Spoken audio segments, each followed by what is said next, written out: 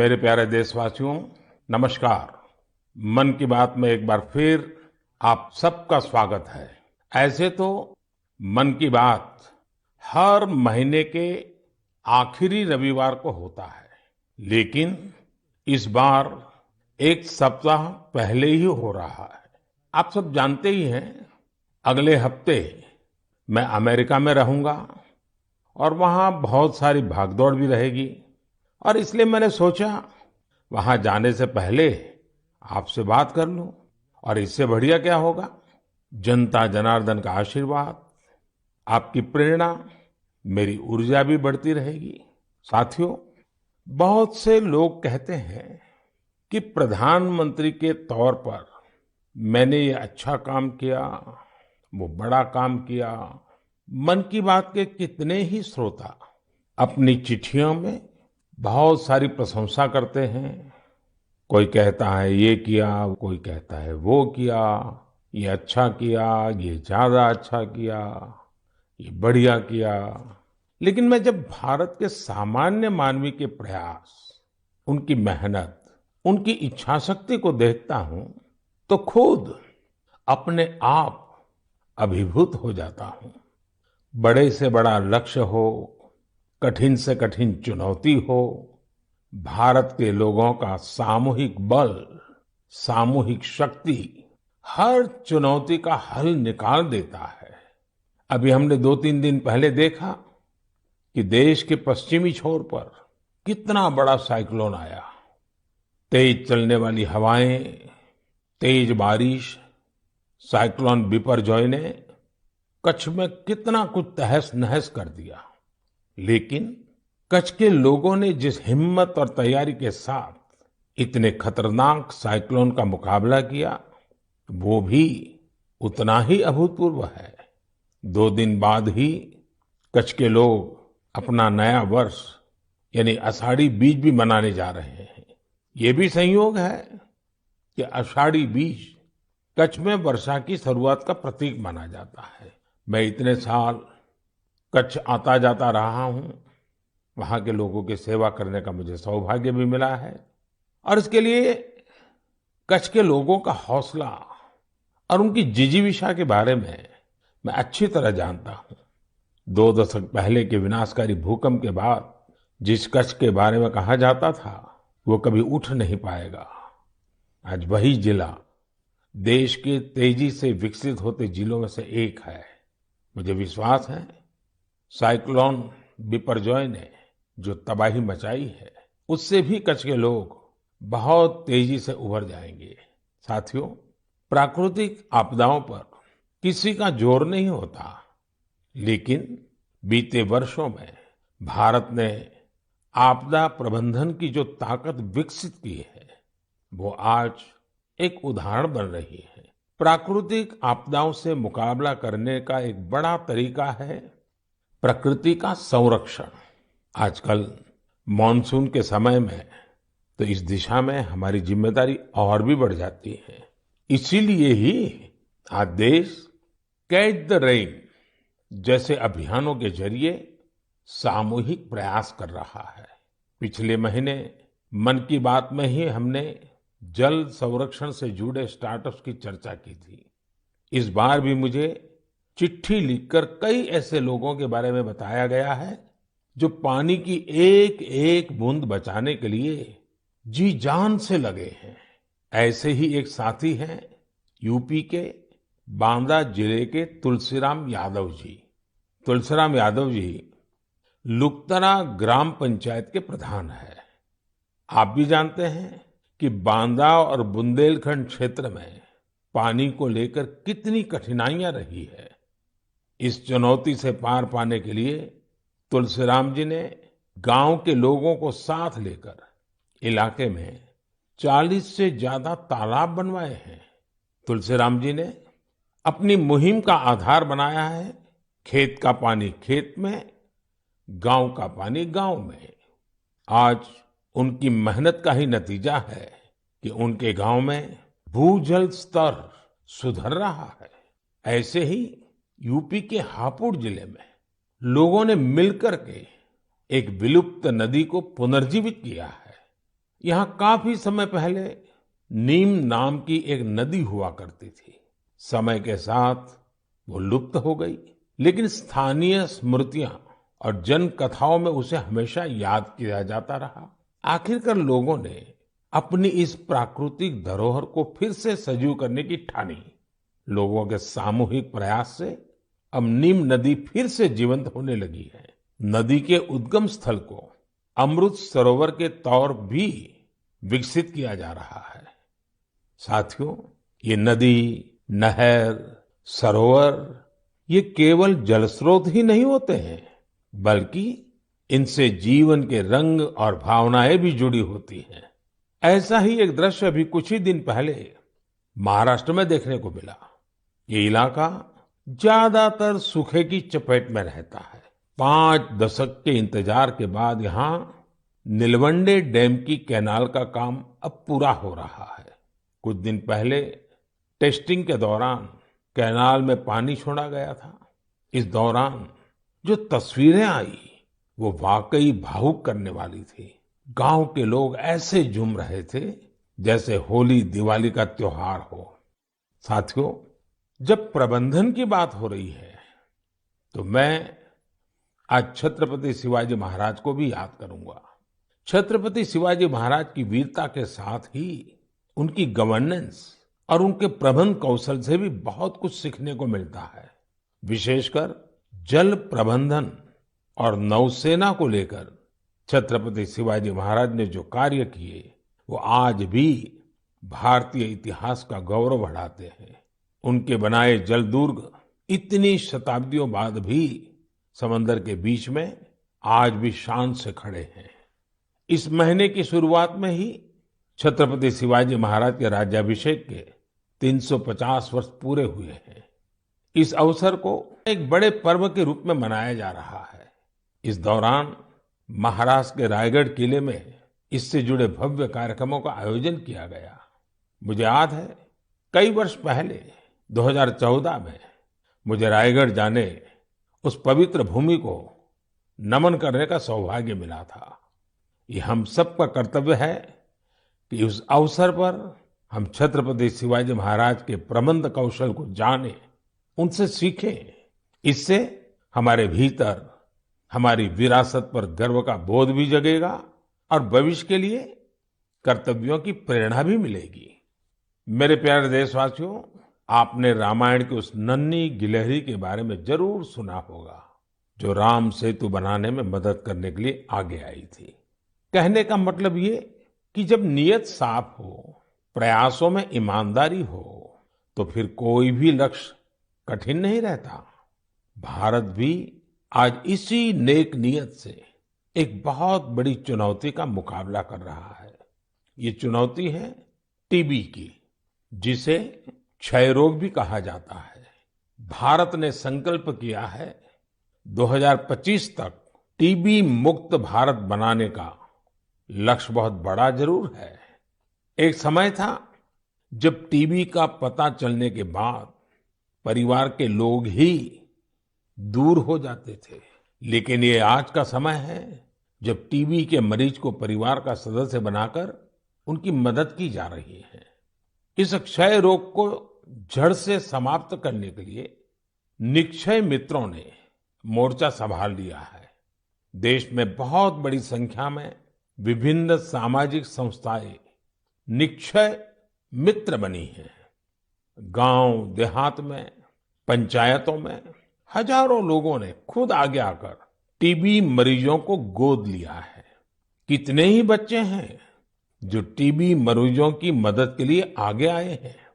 ये जन भागीदारी ही इस अभियान की सबसे बड़ी ताकत है। इसी भागीदारी की वजह से आज देश में 10 लाख से ज्यादा टीबी मरीजों को गोद लिया जा चुका है। और ये पुण्य का काम किया है करीब करीब 85,000 निक्षय मित्रों ने। मुझे खुशी है कि देश के कई सरपंचों ने, ग्राम प्रधानों ने भी ये बीड़ा उठा लिया है कि वो अपने गांव में टीबी को समाप्त करके ही रहेंगे। नैनीताल के एक गांव के निक्षय मित्र श्रीमान दिकर सिंह मेवाड़ी जी ने टीबी के 6 मरीजों को गोद लिया है। ऐसे ही किन्नौर की एक ग्राम पंचायत के प्रधान निक्षय मित्र श्रीमान ज्ञान सिंह जी भी अपने ब्लॉक में टीबी मरीजों को हर जरूरी सहायता उपलब्ध कराने में जुटे हैं। भारत को टीबी मुक्त बनाने की मुहिम में हमारे बच्चे और युवा साथी भी पीछे नहीं है। हिमाचल प्रदेश के ऊना की 7 साल की बेटी नलिनी सिंह का कमाल देखिए। बिटिया नलिनी अपनी पॉकेट मनी से टीबी मरीजों की मदद कर रही है। आप जानते हैं कि बच्चों को गुल्लक से कितना प्यार होता है, लेकिन एमपी के कटनी जिले की 13 साल की मीनाक्षी और पश्चिम बंगाल के डायमंड हार्बर के 11 साल के बश्वर मुखर्जी दोनों ही कुछ अलग ही बच्चे हैं। इन दोनों बच्चों ने अपने गुल्लक के पैसे भी टीबी मुक्त भारत के अभियान में लगा दिए हैं। ये सभी उदाहरण भावुकता से भरे होने के साथ ही बहुत प्रेरक भी हैं। कम उम्र में बड़ी सोच रखने वाले इन सभी बच्चों की मैं हृदय से प्रशंसा करता हूं। मेरे प्यारे देशवासियों, हम भारतवासियों का स्वभाव होता है कि हम हमेशा नए विचारों के स्वागत के लिए तैयार रहते हैं। हम अपनी चीजों से प्रेम करते हैं और नई चीजों को आत्मसात भी करते हैं। इसी का एक उदाहरण है जापान की तकनीक मियावाकी। अगर किसी जगह की मिट्टी उपजाऊ नहीं रही हो तो मियावाकी तकनीक उस क्षेत्र को फिर से हरा भरा करने का बहुत अच्छा तरीका होती है। मियावाकी जंगल तेजी से फैलते हैं और 2-3 दशक में जैव विविधता का केंद्र बन जाते हैं। अब इसका प्रसार बहुत तेजी से भारत के भी अलग अलग हिस्सों में हो रहा है। हमारे यहाँ केरला के एक टीचर श्रीमान राफी रामनाथ जी ने इस तकनीक से एक इलाके की तस्वीर ही बदल दी। दरअसल रामनाथ जी अपने स्टूडेंट्स को प्रकृति और पर्यावरण के बारे में गहराई से समझाना चाहते थे। इसके लिए उन्होंने एक हर्बल गार्डन ही बना डाला। उनका ये गार्डन अब एक बायोडायवर्सिटी जोन बन चुका है। उनकी इस कामयाबी ने उन्हें और भी प्रेरणा दी। इसके बाद राफी जी ने मियावाकी तकनीक से एक मिनी फॉरेस्ट यानी छोटा जंगल और इसे नाम दिया विद्यावनम।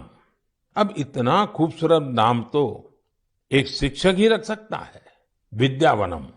रामनाथ जी के इस विद्यावनम में छोटी सी जगह में 115 वैरायटी के 450 से अधिक पेड़ लगाए गए। उनके स्टूडेंट्स भी इनके रखरखाव में उनका हाथ बटाते हैं। इस खूबसूरत जगह को देखने के लिए आसपास के स्कूली बच्चे, आम नागरिक काफी भीड़ उमड़ती है। मियावाकी जंगलों को किसी भी जगह, यहाँ तक कि शहरों में भी आसानी से उगाया जा सकता है। कुछ समय पहले ही मैंने गुजरात में केवड़िया एकता नगर में मियावाकी फॉरेस्ट का उद्घाटन किया था। कच्छ में भी 2001 के भूकंप में मारे गए लोगों की याद में मियावाकी पद्धति से स्मृति वन बनाया गया है। कच्छ जैसी जगह पर इसका सफल होना ये बताता है कि मुश्किल से मुश्किल प्राकृतिक परिवेश में भी ये तकनीक कितनी प्रभावी है। इसी तरह अंबाजी और पावागढ़ में भी मियावाकी मेथड से पौधे लगाए गए हैं। मुझे पता चला है कि लखनऊ के अलीगंज में भी एक मियावाकी उद्यान तैयार किया जा रहा है। पिछले 4 साल में मुंबई और उसके आसपास के इलाकों में ऐसे 60 से ज्यादा जंगलों पर काम किया गया है। अब तो ये टेक्निक पूरी दुनिया में पसंद की जा रही है। सिंगापुर, पेरिस, ऑस्ट्रेलिया, मलेशिया जैसे कितने ही देशों में इसका बड़े पैमाने पर उपयोग हो रहा है। मैं देशवासियों से, खासकर शहरों में रहने वाले लोगों से आग्रह करूंगा कि वे मियावाकी पद्धति के बारे में जरूर जानने का प्रयास करें। इसके जरिए आप अपनी धरती और प्रकृति को हरा भरा और स्वच्छ बनाने में अमूल्य योगदान दे सकते हैं। मेरे प्यारे देशवासियों, आजकल हमारे देश में जम्मू कश्मीर की खूब चर्चा होती है। कभी बढ़ते पर्यटन के कारण, तो कभी G20 के शानदार आयोजनों के कारण। कुछ समय पहले मैंने मन की बात में आपको बताया था कि कैसे कश्मीर के नादरू देश के बाहर भी पसंद किए जा रहे हैं। अब जम्मू कश्मीर के बारामूला जिले के लोगों ने एक कमाल कर दिखाया है। बारामूला में खेतीबाड़ी तो काफी समय से होती है, लेकिन यहाँ दूध की कमी रहती थी। बारामूला के लोगों ने इस चुनौती को एक अवसर के रूप में लिया। यहाँ बड़ी संख्या में लोगों ने डेयरी का काम शुरू किया। इस काम में सबसे आगे यहाँ की महिलाएं आई, जैसे कि एक बहन है इशरत नबी। इशरत एक ग्रेजुएट है और इन्होंने मीर सिस्टर्स डेयरी फार्म शुरू किया है। उनके डेयरी फार्म से हर दिन करीब 150 लीटर दूध की बिक्री हो रही है। ऐसे ही सोपोर के एक साथी हैं वसीम अनायत। वसीम के पास 2 दर्जन से ज्यादा पशु हैं और वो हर दिन 200 लीटर से ज्यादा दूध बेचते हैं। एक और युवा आबिद हुसैन भी डेयरी का काम कर रहे हैं। इनका काम भी खूब आगे बढ़ रहा है। ऐसे लोगों की मेहनत की वजह से ही आज बारामूला में हर रोज 5.5 लाख लीटर दूध उत्पादन हो रहा है। पूरा बारामूला एक नई श्वेत क्रांति की पहचान बन रहा है। पिछले 2.5-3 वर्षों में यहाँ 500 से ज्यादा डेयरी यूनिट्स लगी हैं। बारामूला की डेयरी इंडस्ट्री इस बात की गवाह है कि हमारे देश का हर हिस्सा कितनी संभावनाओं से भरा हुआ है। किसी क्षेत्र के लोगों की सामूहिक इच्छा शक्ति कोई भी लक्ष्य प्राप्त करके दिखा सकती है। मेरे प्यारे देशवासियों, इसी महीने खेल जगत से भारत के लिए कई बड़ी खुशखबरियां आई हैं। भारत की टीम ने पहली बार विमेन्स जूनियर एशिया कप जीतकर तिरंगे की शान बढ़ाई है। इसी महीने हमारी मेंस हॉकी टीम ने भी जूनियर एशिया कप जीता है। इसके साथ ही हम इस टूर्नामेंट के इतिहास में सबसे अधिक जीत दर्ज करने वाले टीम भी बन गए हैं। जूनियर शूटिंग वर्ल्ड कप, उसमें भी हमारी जूनियर टीम ने भी कमाल कर दिया। भारतीय टीम ने इस टूर्नामेंट में पहला स्थान हासिल किया है। इस टूर्नामेंट में कुल जितने गोल्ड मेडल थे, उसमें से 20% अकेले भारत के खाते में आए हैं। इसी जून में एशियन अंडर 20 एथलेटिक चैंपियनशिप भी हुई। इसमें भारत पदक तालिका में 45 देशों में टॉप 3 में रहा। साथियों, पहले एक समय होता था जब हमें अंतर्राष्ट्रीय आयोजनों के बारे में पता तो चलता था, लेकिन उनमें अक्सर भारत का कहीं कोई नाम नहीं होता था। लेकिन आज मैं केवल पिछले कुछ सप्ताह की सफलताओं का जिक्र कर रहा हूं, तो भी लिस्ट इतनी लंबी हो जाती है। यही हमारे युवाओं की असली ताकत है। ऐसे कितने ही खेल और प्रतियोगिताएं हैं जहां आज भारत पहली बार अपनी मौजूदगी दर्ज करवा रहा है। जैसे कि लॉन्ग जंप में श्री शंकर मुरली ने पेरिस डायमंड लीग जैसे प्रतिष्ठित आयोजन में देश को ब्रॉन्ज दिलाया है। ये इस प्रतियोगिता में भारत का पहला मेडल है। ऐसे ही एक सफलता हमारी अंडर 70 वुमेन रेसलिंग टीम ने किर्गिस्तान में भी दर्ज की है। मैं देश के इन सभी एथलीट्स, उनके पेरेंट्स और कोचेस, सबको उनके प्रयासों के लिए बहुत बहुत बधाई देता हूं। साथियों, इंटरनेशनल आयोजनों में देश की सफलता के पीछे राष्ट्रीय स्तर पर हमारे खिलाड़ियों की कड़ी मेहनत होती है।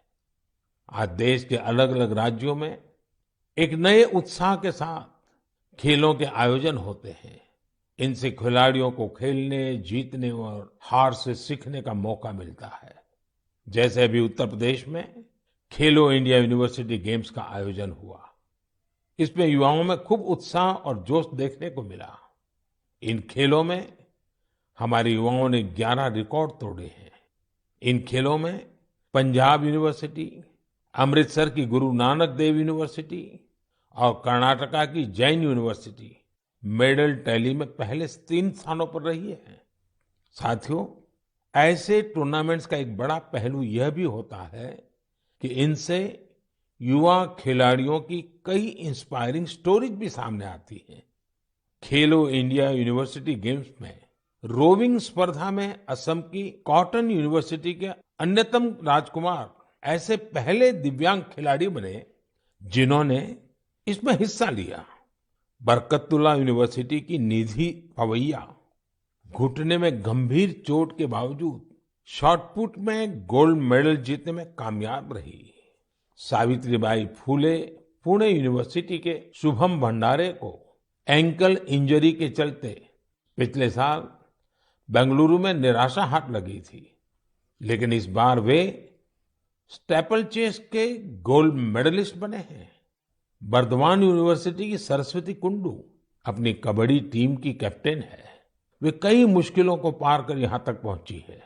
बेहतरीन प्रदर्शन करने वाले बहुत सारे एथलीट्स को टॉप स्कीम से भी बहुत मदद मिल रही है। हमारे खिलाड़ी जितना खेलेंगे उतना ही खिलेंगे। मेरे प्यारे देशवासियों, 21 जून भी अब आ ही गई है। इस बार भी विश्व के कोने कोने में लोग अंतर्राष्ट्रीय योग दिवस का उत्सुकता से इंतजार कर रहे हैं। इस वर्ष योग दिवस की थीम है योगा फॉर वसुधैव कुटुंबकम, यानी एक विश्व एक परिवार के रूप में सबके कल्याण के लिए योग। यह योग की उस भावना को व्यक्त करता है जो सबको जोड़ने वाली और साथ लेकर चलने वाली है।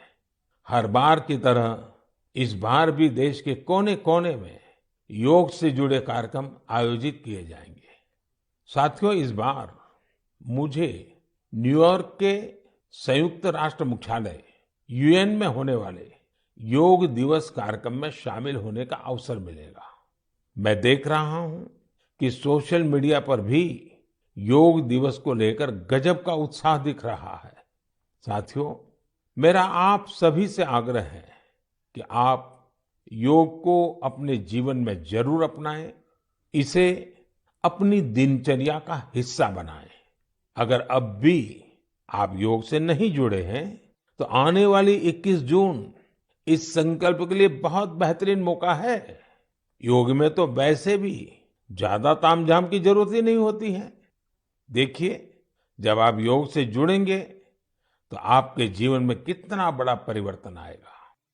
मेरे प्यारे देशवासियों, परसों यानी 20 जून को ऐतिहासिक रथ यात्रा का दिन है। रथ यात्रा की पूरी दुनिया में एक विशिष्ट पहचान है। देश के अलग अलग राज्यों में बहुत धूमधाम से भगवान जगन्नाथ की रथ यात्रा निकाली जाती है। ओडिशा के पुरी में होने वाली रथ यात्रा तो अपने आप में अद्भुत होती है। जब मैं गुजरात में था तो मुझे अहमदाबाद में होने वाली विशाल रथ यात्रा में शामिल होने का अवसर मिलता था। इन रथ यात्राओं में जिस तरह देश भर के हर समाज, हर वर्ग के लोग उमड़ते हैं, वो अपने आप में बहुत अनुकरणीय है। ये आस्था के साथ ही एक भारत श्रेष्ठ भारत का भी प्रतिबिंब होती है। इस पावन पुनीत अवसर पर आप सभी को मेरी ओर से बहुत बहुत शुभकामनाएं। मेरी कामना है भगवान जगन्नाथ सभी देशवासियों को अच्छे स्वास्थ्य और सुख समृद्धि का आशीर्वाद प्रदान करें। साथियों, भारतीय परंपरा और संस्कृति से जुड़े उत्सव की चर्चा करते हुए मैं देश के राजभवनों में हुए दिलचस्प आयोजनों का भी जरूर उल्लेख करूंगा। अब देश में राजभवनों की पहचान सामाजिक और विकास कार्यों से होने लगी है। आज हमारे राजभवन टीबी मुक्त भारत अभियान के, प्राकृतिक खेती से जुड़े अभियान के ध्वजवाहक बन रहे हैं। बीते समय में गुजरात हो, गोवा हो, तेलंगाना हो, महाराष्ट्र हो, सिक्किम हो, इनके स्थापना दिवस को अलग अलग राजभवनों ने जिस उत्साह के साथ सेलिब्रेट किया, वो अपने आप में एक मिसाल है। ये एक बेहतरीन पहल है जो एक भारत श्रेष्ठ भारत की भावना को सशक्त बनाती है। साथियों, भारत लोकतंत्र की जननी है, मदर ऑफ डेमोक्रेसी है। हम अपने लोकतांत्रिक आदर्शों को सर्वोपरि मानते हैं, अपने संविधान को सर्वोपरि मानते हैं। इसलिए हम 25 जून को भी कभी भुला नहीं सकते। यह वही दिन है जब हमारे देश पर इमरजेंसी थोपी गई थी। यह भारत के इतिहास का काला दौर था। लाखों लोगों ने इमरजेंसी का पूरी ताकत से विरोध किया था। लोकतंत्र के समर्थकों पर उस दौरान इतना अत्याचार किया गया, इतनी यातनाएं दी गई कि आज भी मन सिहर उठता है। इन अत्याचारों पर, पुलिस और प्रशासन द्वारा दी गई सजाओं पर बहुत सी पुस्तकें लिखी गई हैं। मुझे भी संघर्ष में गुजरात नाम से एक किताब लिखने का उस समय मौका मिला था। कुछ दिनों पहले ही इमरजेंसी पर लिखी एक और किताब मेरे सामने आई, जिसका शीर्षक है torture of political prisoners in India. Emergency के दौरान छपी इस पुस्तक में वर्णन किया गया है कि कैसे उस समय की सरकार लोकतंत्र के रखवालों से क्रूरतम व्यवहार कर रही थी। इस किताब में ढेर सारी केस स्टडीज हैं, बहुत सारे चित्र हैं। मैं चाहूंगा कि आज जब हम आजादी का अमृत महोत्सव मना रहे हैं, तो देश की आजादी को खतरे में डालने वाले ऐसे अपराधों का भी जरूर अवलोकन करें।